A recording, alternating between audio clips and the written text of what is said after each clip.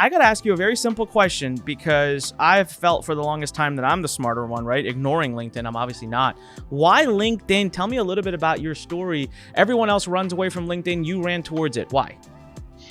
The reason I ran toward it was because when I first started working for myself, I knew that it was really the only place online that I could go identify the exact people that I wanted to do business with and get connected with them and like execute a campaign to move them from online into a real world relationship. So, I mean, we're talking back in 2010 when I first got started. I was working as like an outsourced CFO here in St. Louis for small businesses. And, you know, the Facebook, social media stuff and posting stuff on Twitter and blogging and this and that, it wasn't getting me results, at least not nearly as quick as I needed to get them when I was first getting started.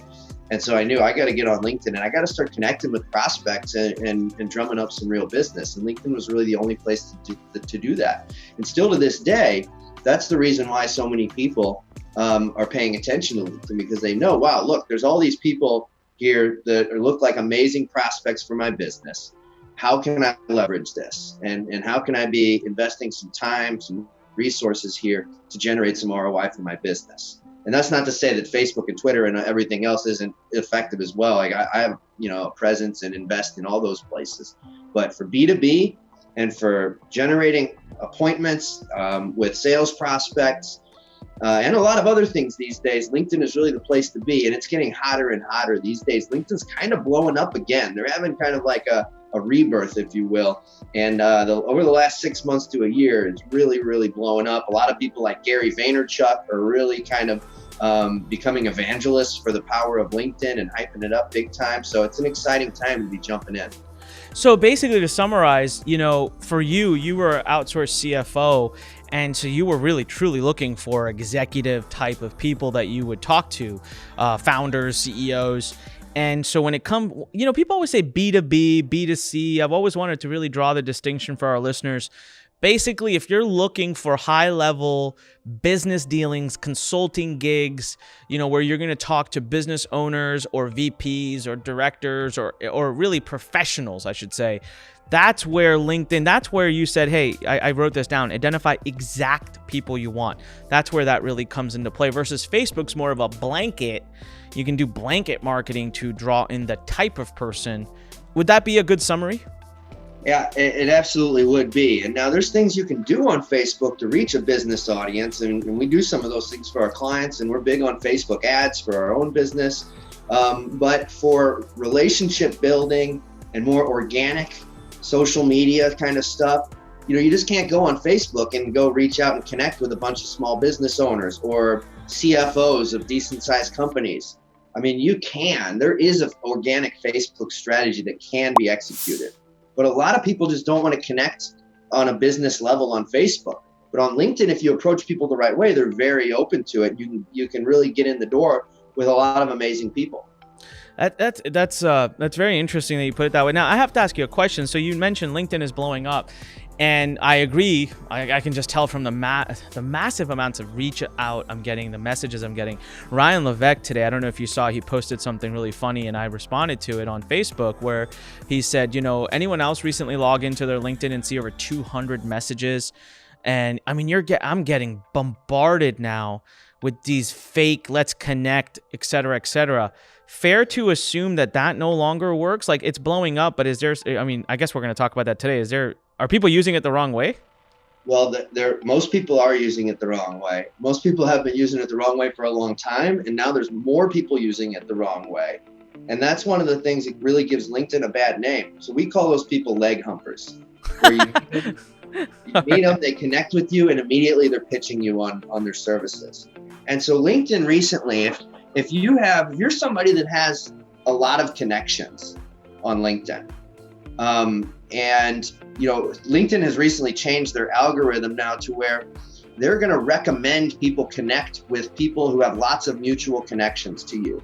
And so now I'm the same way. I'm getting 100 connection requests a day from people that I don't even know, because LinkedIn is kind of gamifying it to make it really easy for people to just connect with people that they don't know. And so I have to weed through all these. I have over 2,000 pending connection requests in my inbox right now because I don't have the time to vet them all.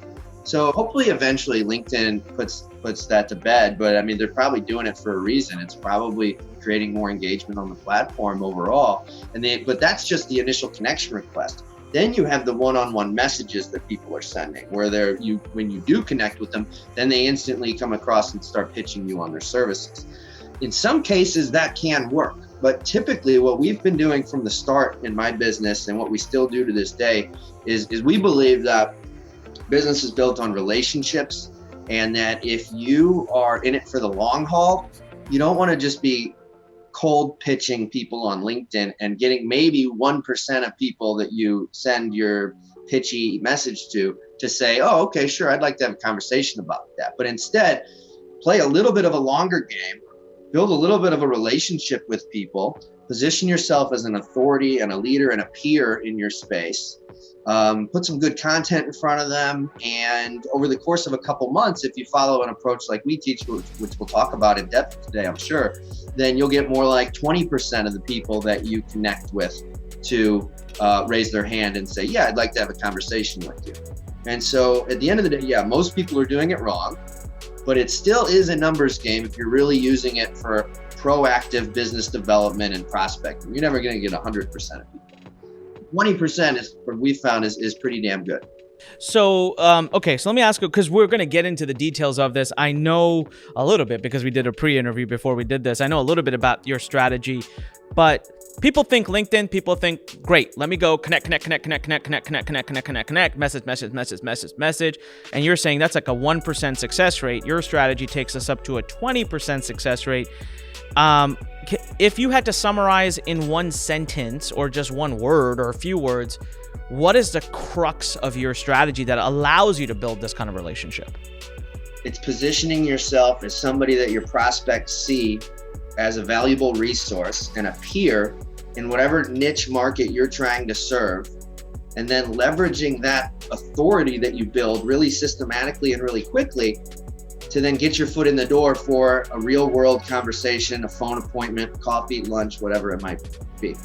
Got it. All right. So I know that that's what basically we're going to spend the rest of this episode talking about, is how exactly do you get that authority status in a niche market? Really, really interesting. So basically, if I'm not mistaken, you currently allow people or companies to come on as clients, and you'll manage their LinkedIn campaigns and all of that. Is that correct? Like, is that your main business right now?